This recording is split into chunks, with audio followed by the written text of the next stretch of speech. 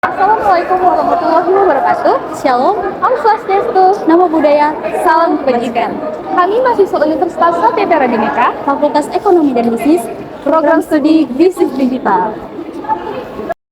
Video ini dibuat untuk menyelesaikan salah satu tugas mata kuliah Manajemen Organisasi dengan dosen pengampu Bapak Edgar Oktoyuda, BIT, MM. Kami dari kelas BID Siang yang terdiri dari 5 orang anggota yang masing-masing bekerja sama dalam memenuhi tugas dengan judul materi Analisis Motivasi Kerja terhadap Peningkatan Kinerja Karyawan Swasama Kopi Medan. Selamat menyaksikan. Sebelum kita masuk ke pembahasan materi lebih lanjut, izinkan kami untuk memperkenalkan diri terlebih dahulu.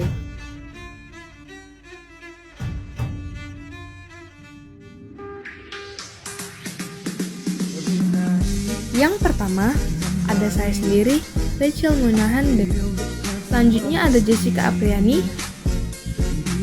Lalu berikutnya, ada Anggi Sihotang. Selanjutnya, ada Yohanes Fernando.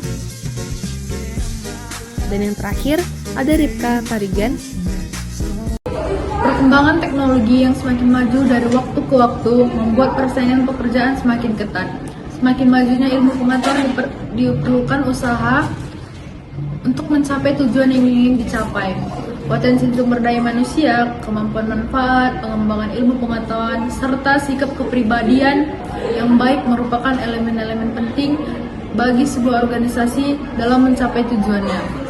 Salah satu faktor untuk melakukan kelancaran perusahaan salah satunya adalah mengidentifikasi dan mengukur kinerja kerja karyawan. Kinerja karyawan dapat dilihat dari usaha, kontribusi, dan tanggung jawab karyawan terhadap pekerjaannya. Dan tentunya hal ini membuat pengaruh terhadap efisien dan efektivitas sebuah perusahaan. Peran sumber daya manusia merupakan pokok utama terhadap kinerja karyawan. Sumber daya manusia harus memiliki keterampilan, kemampuan pengetahuan, serta motivasi atau dorongan yang lebih baik terhadap diri sendiri. Kualitas sumber daya manusia yang baik dapat meningkatkan kualitas dari produk yang dihasilkan. Tujuan tersebut dapat tercapai apabila orang-orang bekerja mempunyai motivasi dan kinerja yang tinggi sehingga kemampuan pegawai atau karyawan dapat meningkatkan pelaksanaan tugasnya dengan baik. Berikutnya ada rumusan masalah. Nah, berdasarkan latar belakang yang dipaparkan sebelumnya, peneliti dapat menyimpulkan bahwa masalah dalam penelitian ini yaitu bagaimana peran motivasi dalam meningkatkan kinerja karyawan Swasama Kopi Medan. Kemudian apa saja indikator yang menjadi pendukung motivasi dalam meningkatkan kinerja karyawan pada Swasama Kopi Medan. Kemudian ada tujuan penelitian. Nah, di sini tujuan penelitiannya itu ada untuk mengetahui bagaimana motivasi terhadap peningkatan kinerja karyawan di Swasama Kopi Medan. Kemudian untuk mengetahui hal apa saja yang menjadi pendukung motivasi karyawan dalam meningkatkan kinerja mereka di Swasama Kopi Medan. Lalu ada manfaat penelitian. Penelitian yang dilakukan kiranya dapat memberikan manfaat yaitu A. Secara teoritis. Hasil penelitian ini dapat menjadi referensi atau bahan pertimbangan untuk penelitian selanjutnya. Manfaat selanjutnya ada secara praktis. Hasil penelitian ini dapat menjadi masukan bagi owner Swasama Kopi Medan dalam meningkatkan efektivitas dan efisiensi kopi shopnya. Baik, selanjutnya kita akan masuk kepada bab 2 mengenai kerangka teori. Nah, yang pertama itu ada penelitian terdahulu. Nah, penelitian terdahulu ini akan menjadi acuan kami sebagai peneliti untuk menjadikan referensi dari penelitian kami yang sekarang ini. Nah, yang pertama itu ada atas nama Aan Purnomo pada tahun 2014 dengan judul Pengaruh Motivasi Kerja dan Lingkungan Kerja terhadap Kepuasan Kinerja Karyawan PT Hyupsung Indonesia Purbalingga. Nah, dengan hasil penelitian ini, yang pertama itu ada terdapat pengaruh positif dan signifikan antara motivasi kerja terhadap kepuasan kinerja karyawan. Dan yang kedua terdapat juga pengaruh positif di mana signifikan ya antara motivasi kerja dan motivasi lingkungannya terhadap kepuasan kinerja karyawan. Nah, selanjutnya yang kedua ada penelitian dari Eri Pratama pada tahun 2021 mengenai analisis motivasi kerja dalam meningkatkan kinerja karyawan pada kafe Rata Kiri di kota Samarinda. Nah, pada hasil penelitiannya itu terdapat pengaruh positif dari pengaruh motivasi yang diberikan. Lalu yang kedua ada pengaruh positif juga terhadap motivasi dalam meminimalisir kesalahan yang terjadi di dalam kafe tersebut. Nah, selanjutnya kita akan masuk kepada manajemen sumber daya manusia. Manajemen sumber daya manusia disingkat sebagai MSDM, adalah suatu ilmu atau cara bagaimana mengatur hubungan dan peranan sumber daya atau tenaga kerja yang dimiliki oleh individu secara efisien dan efektif, serta dapat digunakan secara maksimal sehingga tercapai tujuan bersama perusahaan, karyawan, serta masyarakat menjadi maksimal. Selanjutnya ada tujuan manajemen sumber daya manusia. Tujuan manajemen sumber daya manusia tidak hanya harus mencerminkan kehendak manajemen senior, namun harus juga menyeimbangkan tantangan-tantangan organisasi, fungsi sumber daya manusia, masyarakat, dan orang-orang yang berpengaruh. Hal ini diungkapkan oleh teori Shimamura pada tahun 2001. Selanjutnya ada teori motivasi.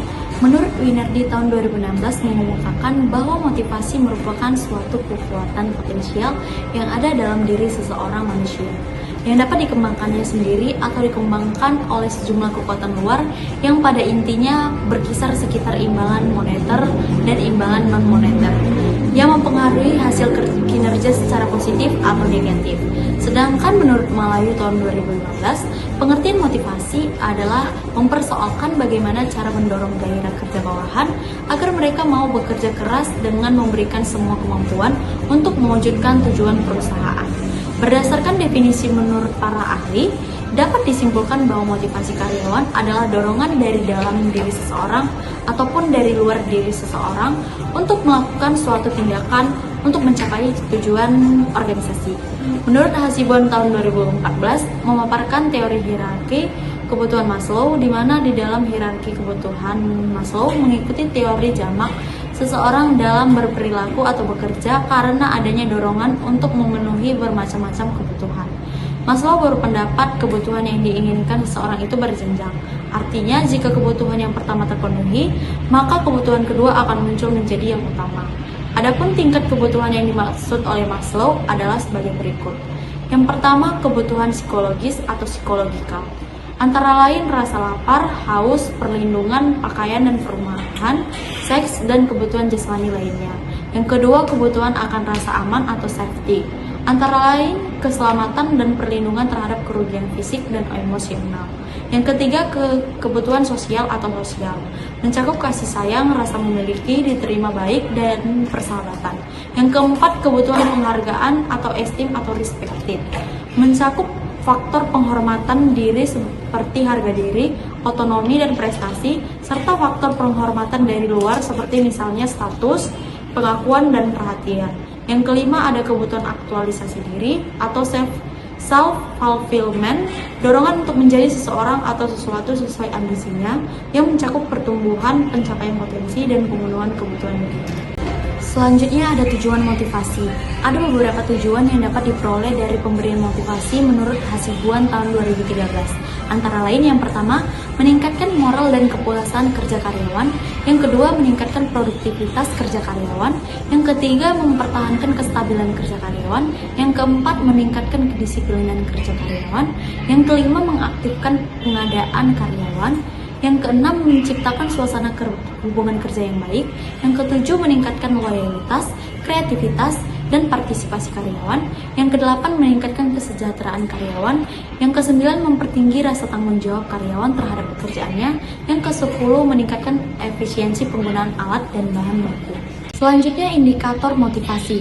Menurut UNO tahun 2012 mengemukakan bahwa motivasi kerja adalah dorongan yang terlihat dari dimensi faktor internal dan dimensi faktor eksternal sebagai berikut. Yang pertama, faktor internal merupakan faktor motivasi yang berasal dari dalam diri seseorang. Motivasi internal ini timbul atau muncul disebabkan adanya keinginan individu untuk bisa atau dapat memiliki prestasi serta juga tanggung jawab di dalam hidupnya. Faktor-faktor internal antara lain yang pertama, keinginan untuk dapat hidup. Merupakan kebutuhan setiap manusia yang hidup di dunia ini. Untuk mempertahankan hidup ini, orang mau mengerjakan apa saja dengan pekerjaan yang baik. Yang kedua, keinginan untuk memperoleh penghargaan. Seseorang mau bekerja disebabkan adanya keinginan untuk diakui dan dihormati oleh orang lain. Yang ketiga, keinginan untuk memperoleh pengakuan. seperti adanya penghargaan terhadap prestasi hubungan kerja yang harmonis dan kompak, pimpinan yang adil dan bijaksana, dan perusahaan tempat bekerja dihargai oleh masyarakat. Yang keempat, keinginan untuk memperoleh posisi jabatan. Keinginan ini akan mendorong seseorang untuk bekerja lebih keras dan lebih baik. Yang kedua, faktor eksternal merupakan faktor motivasi yang berasal dari luar diri seseorang. Eksternal ini disebabkan adanya peran dari luar, seperti organisasi yang turut menentukan perilaku seseorang dalam kehidupannya. Antara lain, yang pertama, kondisi lingkungan kerja. Lingkungan kerja ini meliputi tempat kerja, fasilitas dan alat bantu pekerjaan, kebersihan, pencahayaan, ketenangan, termasuk juga hubungan kerja antara orang-orang yang ada di tempat tersebut. Yang kedua, kompensasi yang memadai.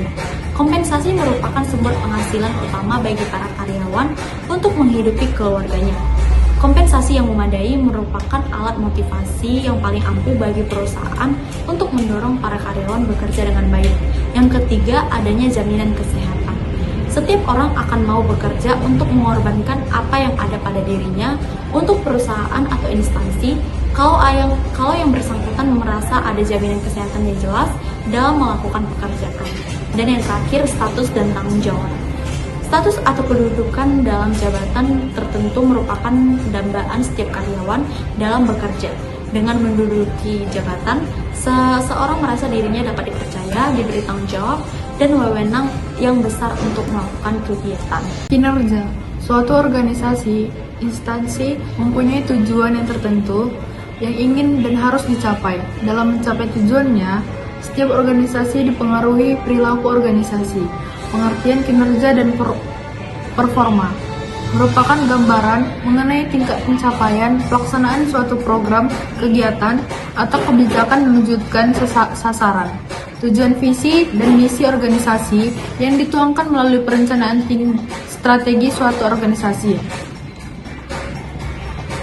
Robbins tahun 2012 juga menemukan indikator-indikator yang digunakan untuk penilaian kinerja pegawai, yaitu 1. Prestasi kerja. Prestasi kerja yaitu ketika hasil tugas seseorang sulit ditentukan, perusahaan dapat mengevaluasi dari perilaku karyawan tersebut dan berhubungan dengan tugas.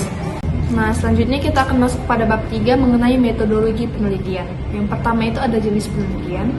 Nah, jenis penelitian yang digunakan penulis dalam penyusunan laporan penelitian ini adalah deskriptif, yakni lebih bersifat pemahaman yang muncul dari proses tingkah laku manusia yang diteliti. Lalu kita akan masuk kepada lokasi penelitian. Nah, lokasi penelitian ini ada di Komplek Tasibi 2, yang lokasinya bernama Suasana Kopi, tepatnya di Jalan Tasibi 2 nomor 16 Kota Medan. Peneliti mengambil lokasi penelitian tersebut dikarenakan coffee shop ini memiliki lokasi yang cukup strategis dan sering diakses oleh banyak orang. Lalu selanjutnya kita akan masuk kepada waktu penelitian. Nah, waktu yang digunakan oleh peneliti untuk mengumpulkan data penelitian ini adalah sebanyak 2 hari, dengan penelitian yang dilaksanakan mulai tanggal 14 Januari 2024. Selanjutnya, sumber dan jenis data. Sumber data dalam penelitian adalah subjek dari mata diperoleh. Sumber data yang digunakan oleh peneliti dalam penelitian ini adalah Suasana Kopi Medan. Sedangkan data yang digunakan dalam penelitian ini adalah yang pertama, data primer. Data primer adalah data yang didapat langsung dari sumber data atau informan.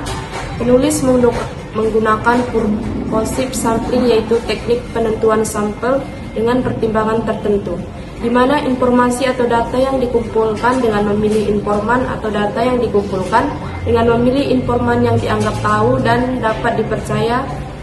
1Wu 3E3.